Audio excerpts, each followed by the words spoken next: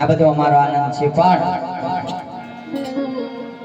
આજે ધર્મનું કાર્યાલય આ મંડળ રમતું હોય અને તમારા જ ગામનું મંડળ હોય, તમારા જ ગામનું કાર્ય હોય ધર્મનું, તો તમારે સાથ અને સહકાર દેવો જોઈએ.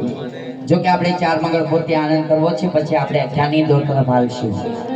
પણ મોજ આવે, આનંદ આવે કોઈ પણ પાત્ર ઉપર, કોઈ પણ ગીત પર, અને ભગવતીએ 5 પૈસા આપ્યા હોય તો છૂટાની વ્યવસ્થા છે, તમારે છૂટા અહીંયા મળી રહે. જેવા તમે વરસશો એવો આપણે આનંદ કરશું. ચાર મંગળ પોતે આનંદ કરશું, પછી આપણે અખ્યાની દોર તરફ હાલશું. એટલે ભગવતી આપ્યું હોય, 12 વિના ધણી આપ્યો હોય, પોતાના ઈષ્ટદેવી, પોતાની કુળદેવી આપ્યું હોય મારવાલા, તો જે પગી હકો અમે એમ નથી કહેતા કે 100, 200, 500 ના ઉડાડો, 50 ના ઉડાડી હકો તો 50 ના પણ છૂટા અહીંયા મંડળ પાસેથી મળી રહે. જેવા તમે વરહો એવો આનંદ કરીએ આપણે.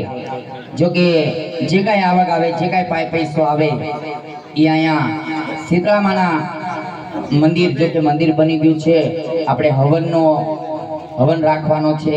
તમારા ગામનું કાર્ય કહેવાય, ધર્મનું કાર્ય, મંદિરે હવન છે, એમાં વાપરવાનું છે મારવાલા. તો તમારું કાર્ય, તમારું ધર્મનું કાર્ય સમજી, પોતાનું કાર્ય સમજી જે કાંઈ પોગી હકો મારવાલા આજે દાન કરજો. કારણ કે દિવાળી કો જગ્યા છે, દિવાળી કો ટાણું છે, અને દિવાળી કો સમય છે મારવાલા. એક ધર્મ નામનું ગાડું છે, એક ધર્મ નામની જોડી છે. જેટલું તમે મારવાલા આગળ વધારો એટલી વધે.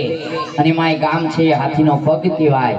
જે પગી હકો, અમે એમ નથી કહેતા હોય એટલું આપી દો, પણ જે ભગવતી હુજાડે તમારા આત્મામાંથી હુજે કે મારે 10 રૂપિયા દેવા છે તો 10 આપો, 50 દેવા છે તો 50 આપો, 100 દેવા, 500 દેવા, જે કાંઈ પગી હકો મારવાલા આજે દાન કરજો.